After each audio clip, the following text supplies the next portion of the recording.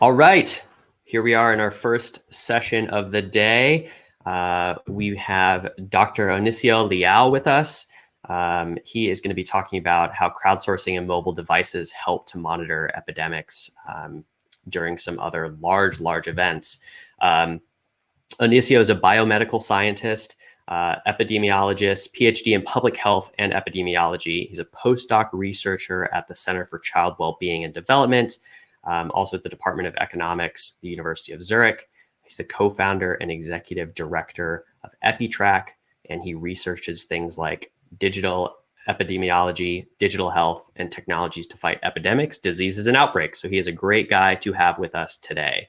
I think we might be having some slight video issues, but I know Onicio's here. So Onicio, I'm going to kick it over to you and you get us started.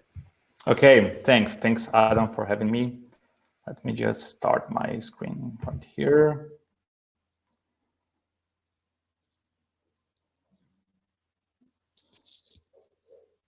Okay, are you seeing my screen? Yep, we can see your slides. Okay, cool.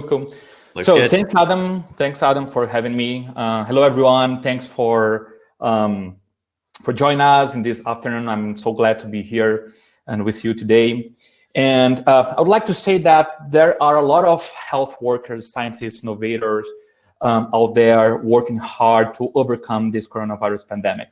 But also it's important that you will see your role in this pandemic. The population have a very important role in this control of this epidemic, and I will show you the power of crowdsourcing, creating this collaborative way to fight this pandemic once for all. So today I'm bringing to you this experience that we've released in Brazil back to 2014 during World Cup and 2016 during the Olympic Games on the use of crowdsourcing to monitor, to detect epidemics and disease outbreaks. So it's very important to back to the beginning and to understand how digital disease detection just started.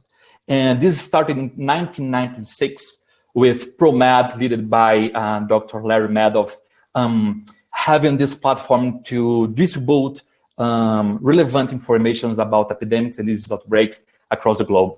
So this started a long time ago. And the use of crowdsourcing to tackle epidemics started in 2003 here in Europe with InfluenzaNet, which is a kind of consortium among some countries. And they've implemented this approach to collect symptoms from the people and to show the influenza-like illness activity in some countries in Europe. In US, back to 2011, it started the Flu Near You, maybe the biggest crowdsourcing for health platform that people can contribute, informing every week their symptoms related to influenza-like illness. And there are several papers showing that Flu Near You can identify 2 weeks earlier some disease outbreak related to influenza-like illness before the traditional sources. So it's a powerful tool. And going to South America, we started in Brazil in 2014 in a national level, the Health Cup platform. Actually, Health Cup app was the very first experience on the use of crowdsourcing during a mass gathering.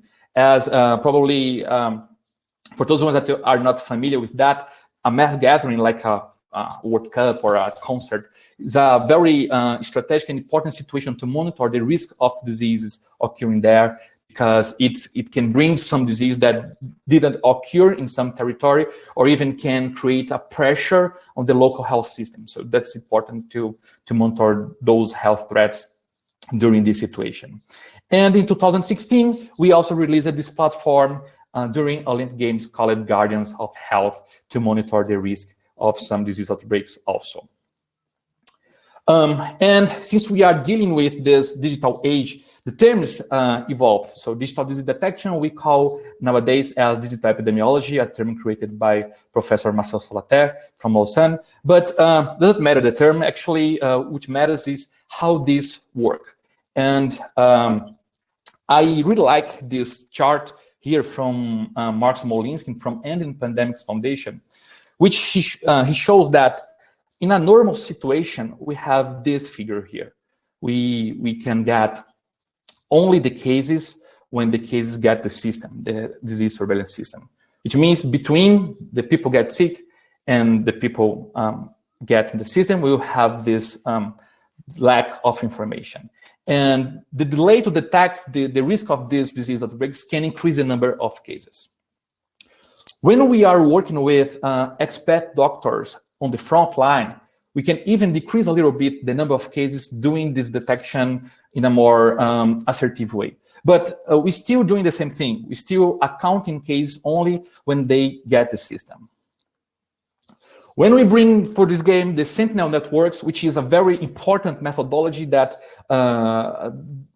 is, we use hospitals to make this monitoring, strategic hospitals in our territory to do this monitoring and to try to understand if some disease outbreak is occurring. Even if we decrease in a little bit the number of cases, we still get in the case only when they get the system.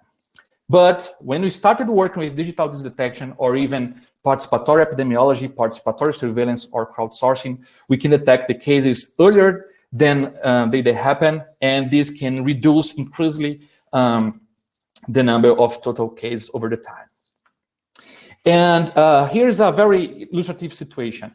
Let's say we have a normal setting where we have susceptible individuals, and it turns out a coronavirus pandemic started, and we get, from those individuals, we get some of them infected.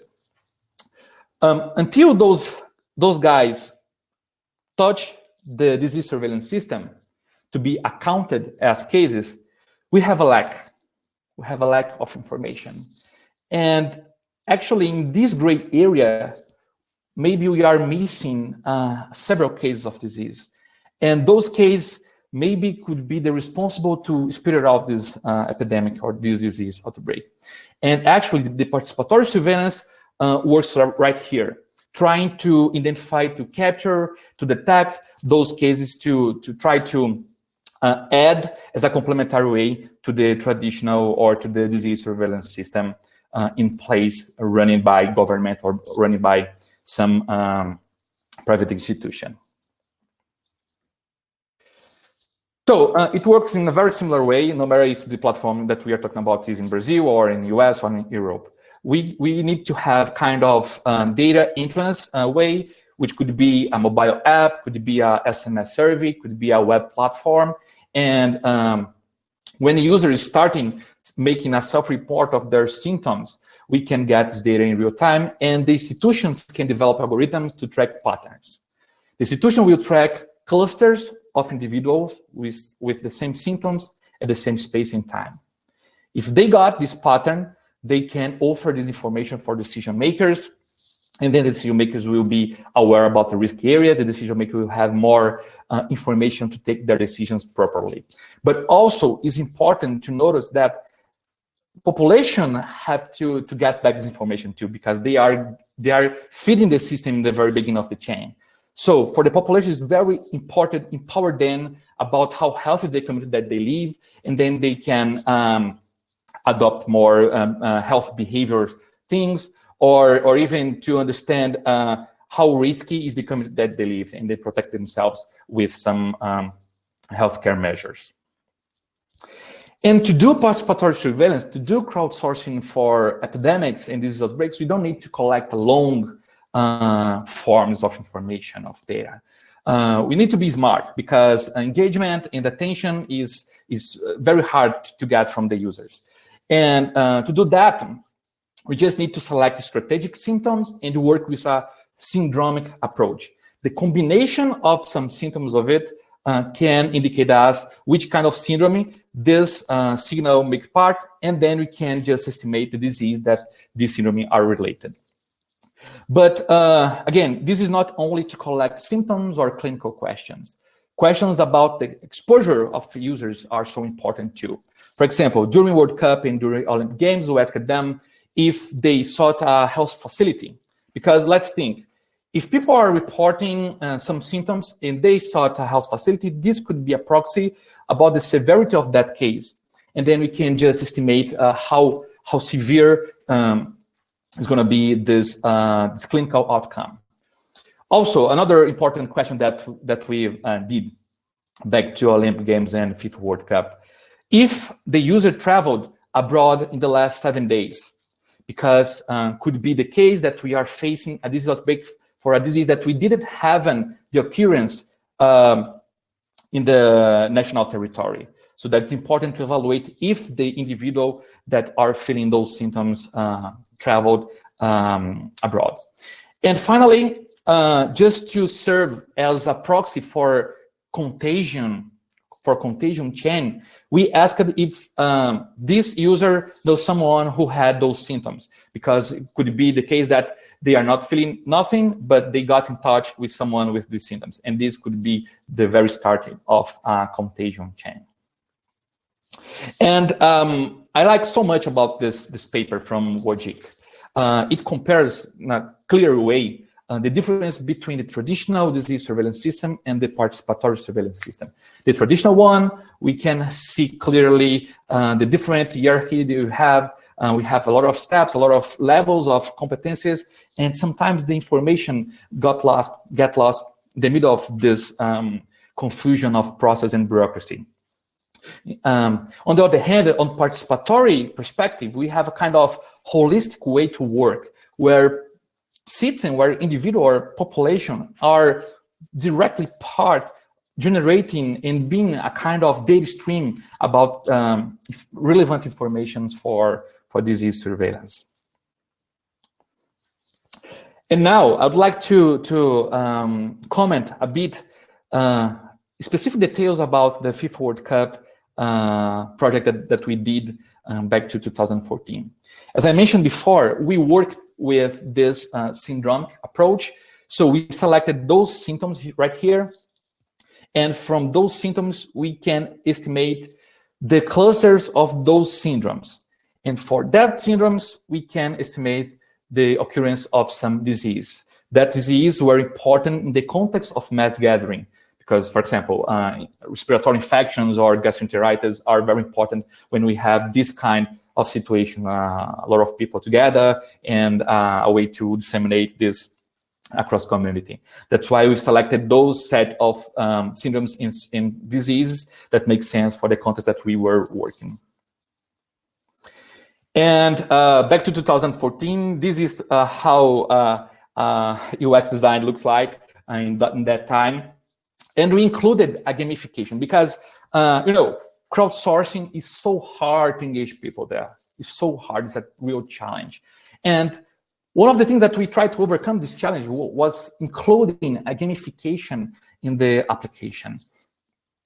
And also, it was important to perform daily reports. Depends on the situation, we can switch by daily reports or weekly reports. For example, FluentU in US works with weekly reports. But in our case, we've thought that would be important to have these daily reports and also to account not only the sick people, but also the healthy ones, because it made difference when we are making the calculations about prevalence and incidence and things like that.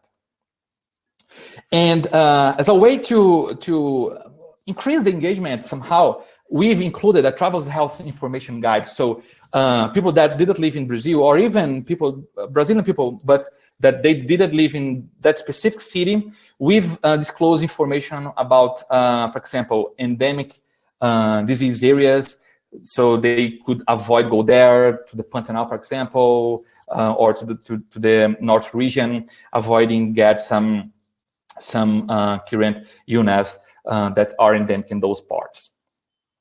Also included the referral health units, just to help in the assistance of health manage properly the entire flow of some appointments or something like that. And of course, we took advantage about the atmosphere that World Cup created, including thematic information, also to trying to leverage the engagement of people there. Here are some figures about the numbers that we got. And if you compare that with other participatory surveillance projects, you see that those numbers are really impressive. So during the World Cup, we got over than 7,000 users, active users, generating 47,000 reports. And from those users, we identified over than 400 with respiratory syndrome, over than 100 with rash syndrome, and over than 200 with diarrhea syndrome. All of those cases were geolocated. All of those cases got the system in real time, and several of those cases never showed up in the traditional source if we were waiting for them there. Also, we've used to implement kind of dashboards so the decision makers can understand the data very objectively and to take the decision based on the information that they were seeing in those things. We published this paper, so if someone wants to learn more about that, just check it out. This on web.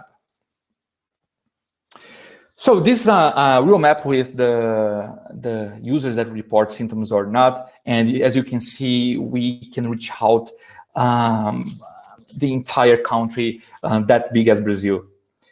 And it was a very interesting experience because we had a chance to try a kind of integration among all disease surveillance teams across the country. So we've concentrated the health cup operations in the central level, which is in the Brasilia, but we were connected with all of host cities of the health departments based in the host cities, just to coordinate some action if needed. And it's very important to emphasize that participatory surveillance, crowdsourcing approach, and things like that, they cannot replace, but they will complement the traditional surveillance system. It's important to understand that because this is a way to improving the capacity to detect epidemics. Back into 2016, here are some facts about the Olympic Games. And we followed the same strategy, which was to have this syndromic approach. So we collected the strategic symptoms that made sense for us in that time.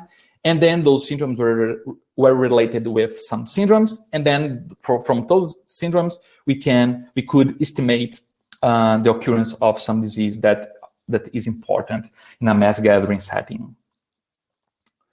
And this is also about to empower the health officials, the epidemiologists, the health workers with very strategic information. And that's why we've implemented an early warning system, just to show them when they need to trigger some action.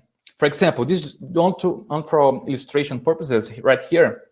You can see this graph here, and every time that the signal of some disease or some case hit 3 times in a row, the upper limit, we just triggered an action, and then we can have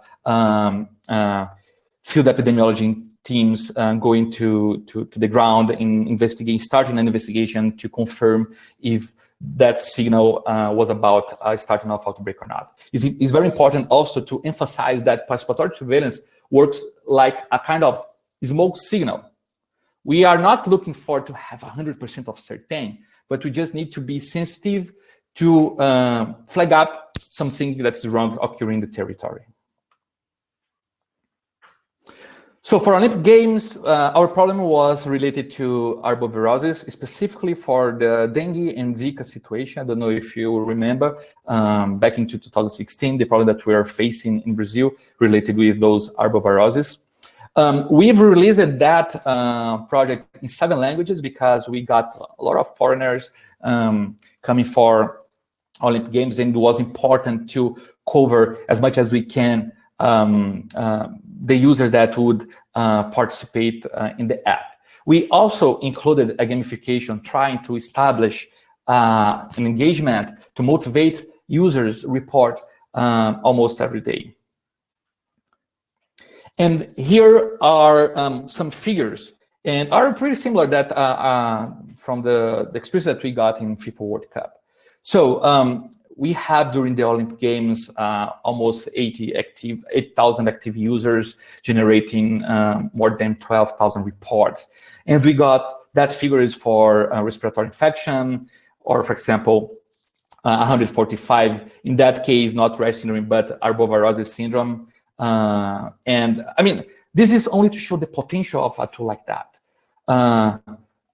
Back in 2016, I don't remember if in some place in the world we can have a disease surveillance system in real time with geolocated cases. I don't think so. And this was a extremely gain of power and of force for the disease surveillance teams at national level, but also in regional levels.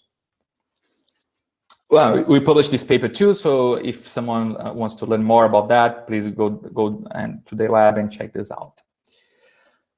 And for guardians of health, even being focused on Rio de Janeiro, because the main part of the Olympic Games venues was in Rio, we got more 5 cities outside the Rio de Janeiro state hosting some programming or some thing related to the Olympics, but the focus was Rio de Janeiro.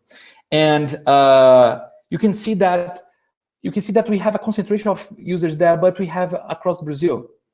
And again, it shows the potential of the scalability of a project like that.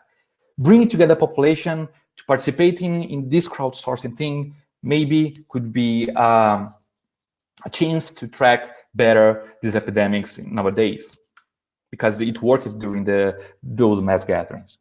And here is a very fun fact. This platform in 2017 was awarded as the best M-government solution for health during the World Government Summit in Dubai in 2017. In the same year, the government discontinued at the beginning the platform due to political scenarios. So bringing these strategies like that with the government as a big partner, there is risk. And I mean, this is a challenge that we need to think how to overcome that. And talking about the main advantages about the system based on crowdsourcing, based on participatory surveillance, I think one of the most important advantages is the sensitivity increase of traditional surveillance system. Again, do you remember that the figures that I showed before? When we get people sick, there is a lack, there is a space, a gray area for those ones that didn't get the system. That's why we can see a lot of underestimation of cases from the official sources, because a lot of people are being missed in this halfway. And an alternative to increase this sensitivity is to take place of a participatory surveillance platform like that. And also, this platform could work as a direct channel among government, scientists, and citizens. So let's debureaucratize this communication among population, government, and let's do like this figure that I showed before. Let's do more holistic, directly decentralized, no hierarchy, no too many steps to get the information there. And this can actually help to get population close to government and to improve the way that we are detecting disease outbreaks. I mean, platforms like that, differently from the traditional sources, the traditional systems that are, sometimes they are old, sometimes they are very difficult to adapt and to adjust. Projects like that, we can have this flexibility to create data features that we can use geolocation or real-time information, or even randomized surveys or things like that. So it's very important to understand the flexibility that we have when we are using systems based on mobile devices like that. And this have a kind of very rapid deployment. We don't need to wait 6 months, 1 year to deploy a system like that. We can just do that very quickly, because I mean, we have different tools nowadays that enables us to do that. And an opportunity to expand that in a place like Brazil, as that big, if this goes viral, is a big win for us. I remember that for the World Cup app, Health Cup app, the Ministry of Health in that time appeared in a very important broadcast TV channel here. Here now, because I'm in Switzerland, but back into Brazil.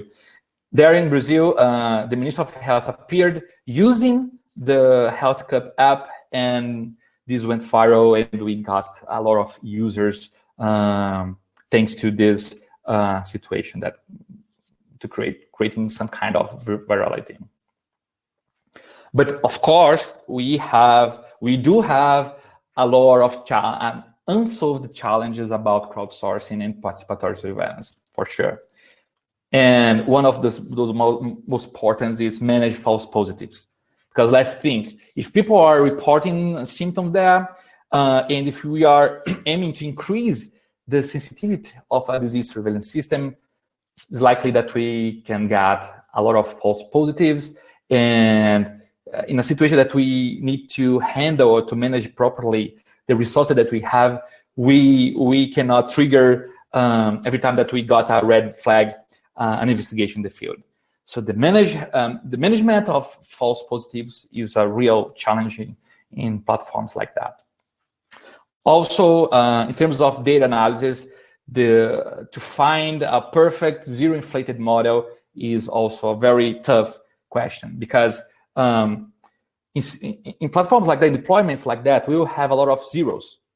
But that zeros doesn't mean that we don't have cases occurring out there. And we can actually correct these things with some analytical models that deal with zero inflation. But we don't have yet the perfect one that cover the most part of the problems. This is very important also, the local capacity for field investigation. We don't need to, it would be frustrating if we have the best platform of participatory surveillance in place, and we are anticipating these disease outbreaks, but when we should investigate in the field, when we have to give the response, we don't have this capacity. So this strategy should work with detecting, monitoring, and also response. Maybe this would be 3 key points that can leverage the function and the capacity of a platform like that. Recruitment of individuals are always sort of challenging too, because sometimes people don't want to participate, even being very important for them. If we compare some platforms of crowdsourcing, maybe Waze for traffic information maybe Waze is the biggest crowdsourced platform around the world, and people are so engaged in there, reporting traffic jams, reporting crashes, and why not people want to attend or to enroll in such platforms that are dealing not with the traffic but with their health. So the recruitment of individuals could be a bit challenging too. Engagement of users, also keeping users motivated, definitely is a challenge. And the sustainability when government is involved is also a challenge. Because, for example, in Brazil, we have a universal health system, and the response is managed by government. And if we don't have a strategy to sustain strategies like that over the time, when government changes, it would be a pity, because we have a lot of work going to the trash. And about the opportunities, I created this framework that I think would be very useful to think about participatory surveillance and crowdsourcing platforms to deal with epidemics or other situations in public health. First of all, about interfaces.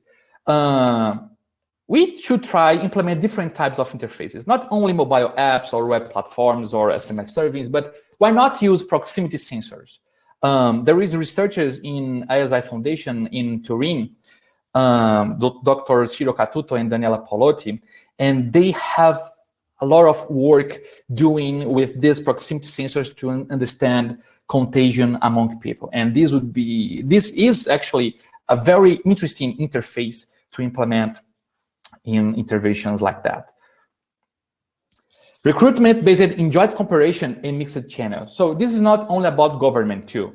The industry should be part of it. Startups, environment, ecosystems, participatory science, citizen science. I mean, this should be.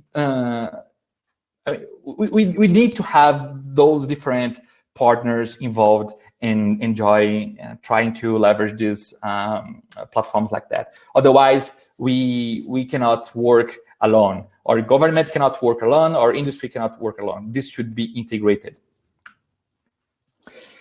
And also engagement, again, is a big challenge, but maybe deploying systematic engagement strategies like nudging people or making just-in-time interventions or creating rewards or even compensations. Maybe this would be necessary to have a good engagement and motivation to individuals contribute in a more sustainable way with those platforms. And of course, we just need to build the things data-driven, having these data-driven inputs.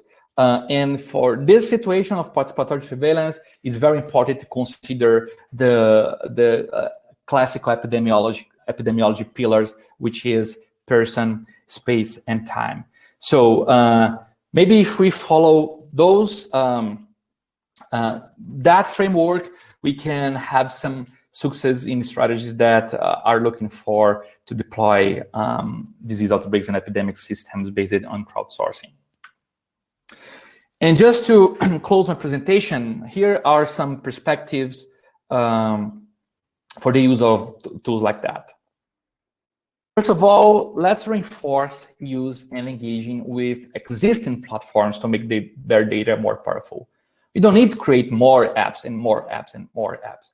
There are a lot of very good platforms. I will mention some examples that are a lot of good platforms that we can engage in, reinforce the data that we can give them, so they will have more data to perform more powerful models and have more interesting information and powerful knowledge to help us to protect ourselves to new epidemics and disease outbreaks. Let's explore different and alternatives interfaces. Like I mentioned before, why not use these proximity sensors? Why not bring Internet of Things in this game to help us to make non-traditional interventions based on crowdsourcing? I think it would be very important exploring this thing and not only depending on apps. Let's support institutions that are so important in this time that we are living right now. I can mention two of them. Indian Pandemics Foundation based in San Francisco and Health Map based in Boston Children's Hospital. Let's support them because they have ongoing projects that are trying to tackle these pandemics through data intelligence. And we just need to observe and to support them because they need our support. And this whole thing's about a call to action for citizen science and participatory science. So let's make sure that we will be part of it, that we will feel part of it. And just to mention, for those ones that live in US, you guys can use FluNEU to enroll and to make a weekly report of your symptoms related to influenza-like illness. And definitely this tool will help also in this current situation of the pandemic of coronavirus. For those ones that live in Australia, you guys can use food tracking to make the same thing, because this would be very important also to try to understand the epidemiological scenario in the times that we are living. For those that are here in Europe, InfluenzaNet is that network that I mentioned at the beginning of the presentation. They have in different countries their projects running there, and you can go there, enroll, and report your symptoms, and then they will check the flu activity and the disease activity around you. This is so important. For those ones that are living in Brazil, we have either Coronavirus SUS, which is an app released by Brazil government, but also Collab that will have a strategy to deal with this pandemic situation in Brazil too. So we don't need to create new apps. Okay, let's use the current ones because they are needing your data. They need your information to create more relevant things about that. And just to finalize, crowdsourcing also is not related to get symptoms and to build these risk areas, but also crowdsourcing is about collaboration, sharing data sets and sharing open source projects.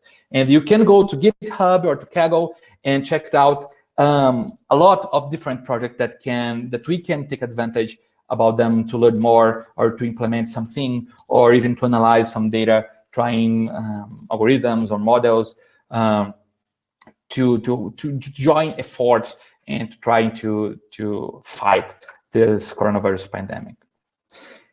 And my last message is we don't need an epidemic, okay? We don't need an epidemic. Thank you. Thanks, Onicio. The final slide made me chuckle because the way that I heard it, we speak different languages, and I was like, but this is a pandemic. Then I saw that it was epidemic, so my bad. Yeah.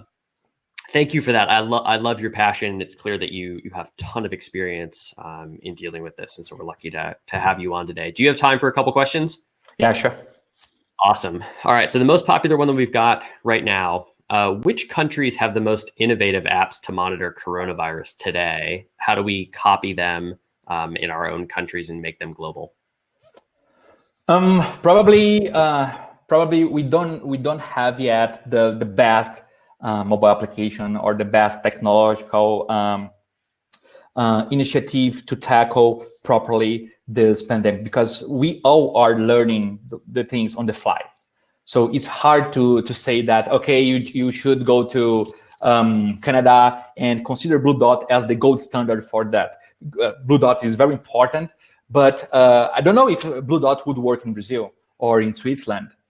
So it's hard to say, because epidemiological situations like those pandemics demands different settings and demands to understand the local reality of the place or the country, the context. Gotcha. Okay.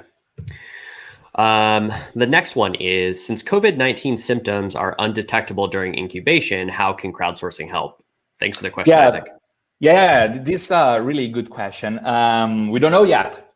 At least for the approach using participatory surveillance is hard to detect. Also, even using crowdsourcing things, they are symptomatic people. But when we release that exposures metrics that I've showed before, maybe would be a way to detect they're symptomatic. Okay, you don't have any symptom, but you are in touch with someone that has symptom. Probably you can have this this asymptomatic clinical condition.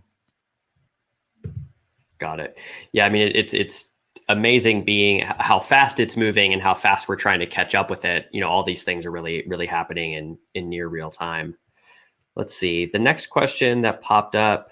Let's talk about privacy a little bit. So I know that you've mentioned that this is participatory, but even if you are actively participating in it, what are some of the privacy concerns we should be thinking about?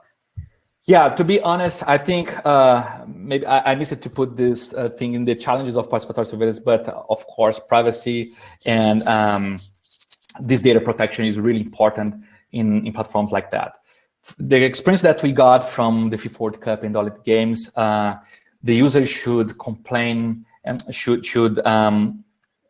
accept the terms to participate in that places. But I do know that if we perform project like that nowadays, this would be a bit challenging, including the fact that we collected the geolocation, because I mean, in one hand, you have to have the concern about ethical things, and geolocation, you just need to avoid that. But on the other hand, for the epidemiological purposes, we need to know the space where diseases are spreading out.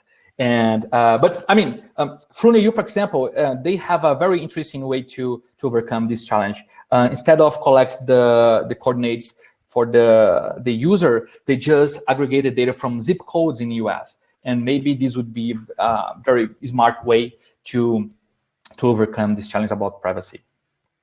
Got it. Yeah, the other one that I think is related to it that popped up for me was how, so we have all these different apps maybe that are regional or country focused. Is there anybody that's aggregating data across them to show what's happening globally? I think InfluenzaNet is doing that because I think InfluenzaNet is a kind of 10 countries consortium here in Europe, and every country has your specific platform, but InfluenzaNet are aggregating all of those data, all of those metrics in a single place, just distributing that across the countries. And also, I know that Ending Pandemics has an initiative to put together data from InfluenzaNet, data from FluNEU, and data from Food Tracking in Australia. So there is a few initiatives that are trying to put together all those existing platforms based on crowdsourcing. Got it. All right. And last question comes from Carla. How do we, well, I think first off, what's going on in Brazil from your standpoint when it comes to, is Brazil using anything like this? And what's the general response been like in Brazil? I think people are looking for some guidance on what can they do if they are Brazilian. I'm living outside Brazil in the past 1 year, but I do know that they are they just released this coronavirus SUS app, and the coronavirus SUS app works like the things that I showed you that we did for the Olympic Games. They collect symptoms, and people should engage every day reporting that symptoms. But also, I do know that in Brazil there is a huge crowdsourcing platform called Collab. And Collab is likely they will adapt the system to hold informations related to coronavirus. So I think for those ones that lives in Brazil, just check these two initiatives and maybe participate on them, just helping them to get more data and more knowledge about the current situation on pandemic coronavirus there. Fantastic. Well, Onicio, thank you for joining us today. It was a pleasure to have you. And you also are a regular participant in our country partner in Brazil's programs, correct? Yes, that's true. Yes. So our country partner in Brazil just wrapped up their first EP a couple of weeks ago, thankfully, before all this stuff started happening. But Onicio was a speaker there. So if you're in Brazil, definitely go and check out what our local partners are up to. And thanks again for joining us today. Thank you. All right. See you, man. Bye. All right, that wraps up our first session. Let me do some quick housekeeping, and then we will keep things moving for our next presenter. We're going to go deeper on digital identity and what that means for all of us when we're talking about who do we share our data with, how do we share our data, and all that kind of good stuff. All right, so if people are looking to go chat and engage more than what's happening over on the right, some good activity, please join our Facebook group. If you've got ideas for how we can solve some of these challenges together, we'd love to hear from you on the Be Innovative platform. And new addition, we've got our YouTube playlist up. It looks like a couple of you have already found it. We've got subtitles, I think, are on there. So you can go back and watch in a different language if that is easier or better for you. And of course, along the way, if you hear anything interesting or want to engage with me during the sessions, tweet at me at Hoffmania, tweet at Singularity U. We are there to chat and engage. So let's move on over, and I will see you in a couple minutes for our next session. Thanks, everybody.